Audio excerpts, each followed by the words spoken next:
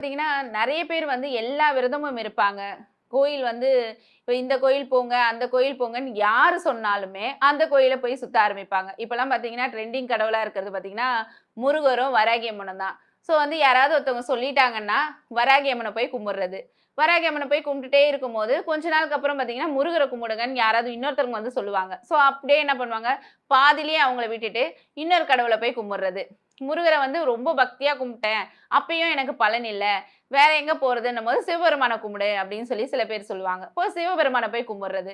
அதுவும் எனக்கு பலன் குடுக்கல. வேற எந்த கடவுள வேண்டுறதுன்னு கேட்கும்போது, ஒருத்தவங்க என்ன சொல்லுவாங்கன்னா, "நீ போயிட்டு பெருமாள கும்பிடு." அந்த மாரி மாத்தி, மாத்தி, மாத்தி, மாத்தி ஒவ்வொரு கடவுளையும் வந்து யார் என்ன கடவுள் சொன்னாலுமே, அவங்கள வந்து வழிபட ஆரம்பிக்கிறாங்க. அதாவது நீங்க வழிபடுங்க, தப்பு கிடையாது.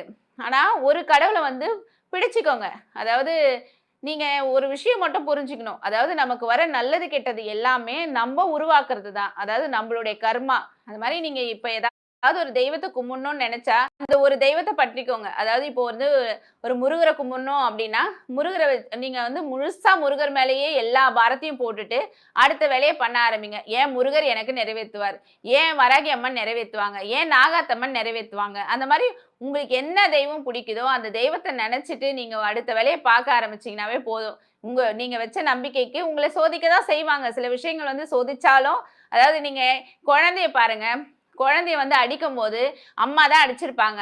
ஆனா, அந்த குழந்தை அம்மா கிட்ட தான் போகும். ஏன்னா, அதுக்கு அம்மா அடிச்சாலும் அம்மா தான் தூக்கி கொஞ்சுவாங்கன்னு சொல்லி அதுக்கு தெரியும். அந்த மாரி தான் வந்து நீங்க நெனைக்கணும். அதாவது கடவுள் நமக்கு சோதனை குடுத்தாலும், திரும்ப வந்து நம்ப கிட்ட தான் நம்ம பையன் வருவான், நம்ம மகள் நம்ம கிட்ட தான் வருவான்னு சொல்லிட்டு கடவுள் நெனைப்பாரு. ஆனா, நீங்க என்ன பண்றீங்க? "நீ எனக்கு கஷ்டம் குடுத்துட்ட. நீ வேணவே வேணாம். அடுத்த கடவுள பார்த்துன்னு போறேன்." அப்படின்னு போறதுனால தான் பிரச்சனைகள் வருது.